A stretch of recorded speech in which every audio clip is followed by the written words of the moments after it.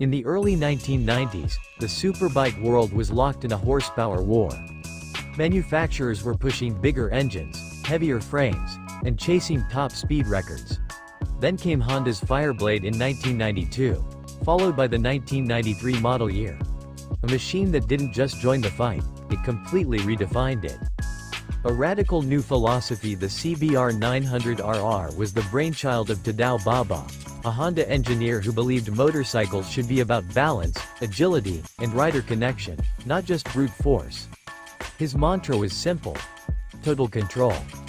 The result was a bike that was lighter than most 600cc sport bikes of its time, yet powerful enough to run with leader-class monsters. Engineering excellence. The 1993 Honda CBR 900RR carried over the DNA of the original 1992 release but cemented its reputation as a benchmark. Engine: an 893cc liquid-cooled inline-4, producing around 124 horsepower at 10,500 revolutions per minute. While not the most powerful on paper, its smooth and responsive power delivery made it perfect for both the street and the track. Weight advantage: at just 185 kilograms dry, the FIREBLADE was shockingly light for a superbike. Compared to rivals tipping the scales over 220 kilograms, it felt more like a middleweight racer. Chassis and handling: a short 1,405mm wheelbase combined with sharp steering geometry gave riders agility never before experienced on a superbike. It could dive into corners with the precision of a 600 while retaining the straight-line stability of a 1000. Design: the compact bodywork, dual-round headlights, and minimalist fairings gave it a purposeful look. It wasn't just fast, it looked fast standing still. Rivals of the era in 1993. The FIREBLADE's main rivals included the Kawasaki ZX-11, Yamaha FZR-1000, and Suzuki GSX-R-1100. These bikes were bigger, heavier, and designed for sheer speed.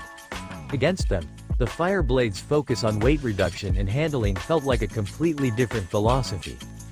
On twisty roads and racetracks, the FIREBLADE could embarrass bikes with more displacement, proving Baba's vision was correct. Reception and cultural impact: motorcycle journalists hailed the 1993 FIREBLADE as a revolution. It wasn't just a new model, it was a new category: the lightweight superbike. Riders loved its razor-sharp handling, the feeling of connection to the road, and the fact that it made every ride exciting, whether on track days or weekend canyon runs. The FIREBLADE quickly gained cult status.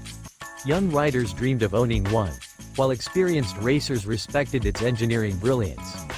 In many ways, it democratized superbike performance, making race-level agility available in a street-legal machine. Legacy of the 1993 FIREBLADE: more than 30 years later, the 1993 CBR 900RR FIREBLADE remains a legend. Collectors prize early models, and motorcycle historians credit it with starting a new era of superbikes where handling and weight were valued as much as raw horsepower. It paved the way for modern sport bikes like the Yamaha R1 and Suzuki GSX-R 750, both of which borrowed heavily from Honda's philosophy of lightweight performance.